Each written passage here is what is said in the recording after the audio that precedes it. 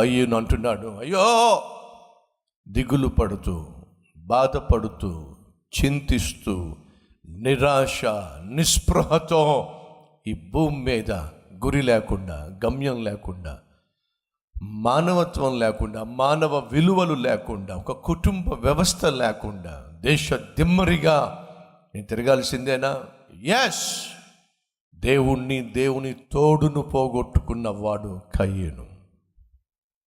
ఎవరు ఈ లోకంలో నిరాశ గుండా, నిస్పృహ గుండా, ఎవరు ఈ లోకంలో మాటి మాటికి చింతిస్తూ ఏడుస్తూ జీవిస్తారో తెలుసా అండి?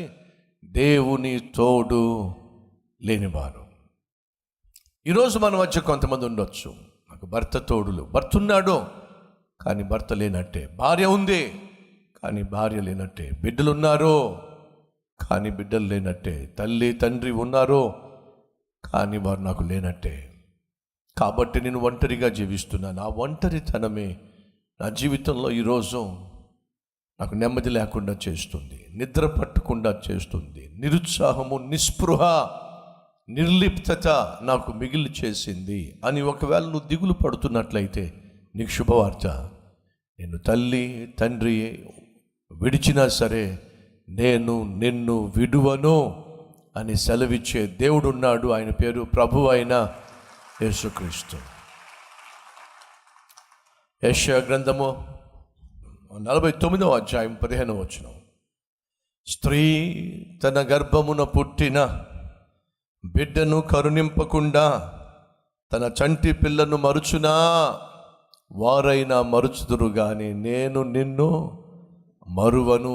చూడుమో, నేను నా అరచేతుల మీదనే నిన్ను చెక్కి ఉన్నాను, నీ ప్రాకారములు నిత్యము నాకు కనబడుచు ఉన్నవి, లేదా నా ఎదుట ఉన్నవి. తల్లైనా మర్చిపోతుందేమో.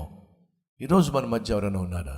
మా నాన్న నన్ను మర్చిపోయాడు, మా అమ్మ నన్ను మర్చిపోయింది, నా పిల్లలు నన్ను మర్చిపోయారు, నా భర్త నా భార్య నన్ను మర్చిపోయాడు, ఏకాకిగా ఒంటరిగా మిగిలిపోయాను, లోపట నలిగిపోతున్నారు, నెమ్మది లేక అల్లాడిపోతున్నాను. ఈ లోకంలో నన్ను ప్రేమించేది ఎవరు, నన్ను పట్టించుకునేది ఎవరు? నన్ను ప్రశ్నిస్తున్నట్లయితే నీకు శుభవార్త. నిన్ను ప్రాణంగా ప్రేమించే ఒకడు ఉన్నాడు, ఆయనే ప్రభు అయిన యేసుక్రీస్తు. ఆయన అంటున్నాడు, తన గర్భమున పుట్టిన బిడ్డను ఏ తల్లి అయినా మరుస్తుందా, మర్చిపోతుందా? అలాంటి వాళ్ళైనా మర్చిపోతారేమో, నేను మాత్రం నిన్ను మరువను. ఎందుకని? చూడు, కావాలంటే నా చేతులలో నిన్ను చెక్కుకున్నాను, ప్రతి నిత్యము నేను నిన్ను చూస్తూ ఉన్నాను. ఈ అద్భుతమైన దేవుడు నీకు తోడుగా ఉన్నట్లయితే నీ జీవితంలో నువ్వు ఎప్పటికీ కూడా ఒంటరివి కానే కావు, ఏకాకివి కానే కావు. కయ్యూను అంటున్నాడు, నన్ను నీ సన్నిధిలో నుండి దూరంగా తోసేస్తున్నావు. వాస్తవంగా దేవుడు కాదు కయ్యూన్ని తన సన్నిధి నుంచి దూరంగా తోసేసింది. కయ్యూను చేతులారా తను చేసిన పాపాన్ని బట్టి దేవునికి దూరం అయిపోయాడు. సహోదరుడు సహోదరి వింటున్నావా? మనం పాపం చేసినప్పుడు, తెలిసి తప్పు చేసినప్పుడు మనం చేతులారా మనం దేవునికి దూరం అయిపోతున్నాం, దేవుని యొక్క సన్నిధికి దూరం అవుతున్నాం, ఆయన సమృద్ధికి దూరం అవుతున్నాం, ఆయన ఇచ్చే సకల ఆశీర్వాదాలకు మనం దూరం అయిపోతున్నాం. ఈరోజు నీ జీవితంలో అదే జరుగుతుంది. దేవునికి దూరం అయిపోయి ఏం సాధిస్తావు? దేవుని సన్నిధికి దూరం అయిపోయి నువ్వు ఏమి సాధించగలవు? ఒకసారి ఆలోచించు. అలా కాకుండా మనం దేవునికి దగ్గరగా చేరినట్లయితే, దేవుడు మనకు తోడుగా ఉన్నట్లయితే, బైబిల్లో ఒకడున్నాడు, అందరూ ఉన్నారండి, చాలా పెద్ద కుటుంబం అండి, కానీ అందరూ కలిసి పాపం అతన్ని ఒంటరిని చేసేశారు, ఏకాకిని చేసేశారు.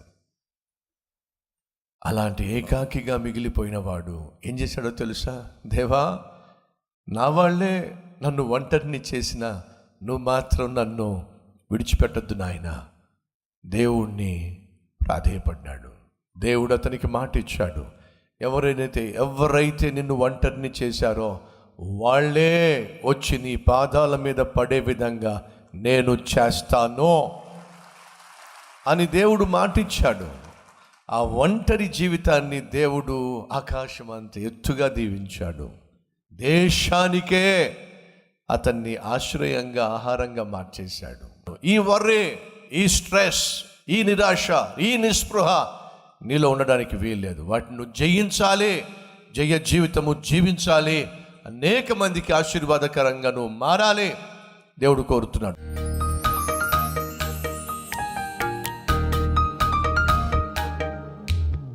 మహాపరిశుద్ధుడు అయిన ప్రేమ కలిగిన తండ్రి, బహుసూటిగా స్పష్టంగా ఈ సమయంలో మాతో మాట్లాడినందుకు వందనాలు, స్తోత్రాలు నాయన.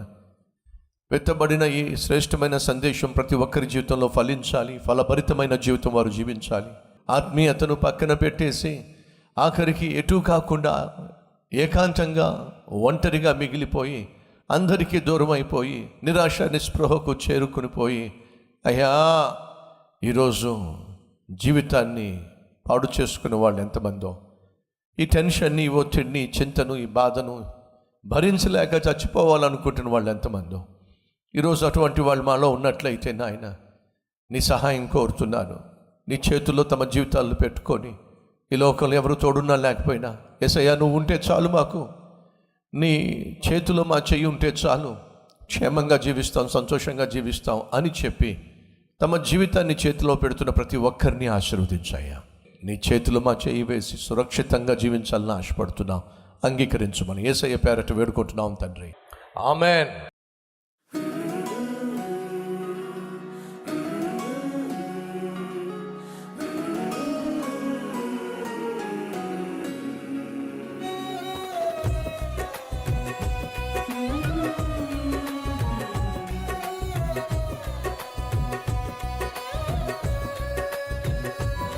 ఫ్రెండ్స్, ఈరోజు అందించిన ఈ క్లుప్త సందేశం మీకు నిజంగా ఆశీర్వాదకరంగా ఉంటే లైక్ చేయండి, 10 మందికి షేర్ చేయండి.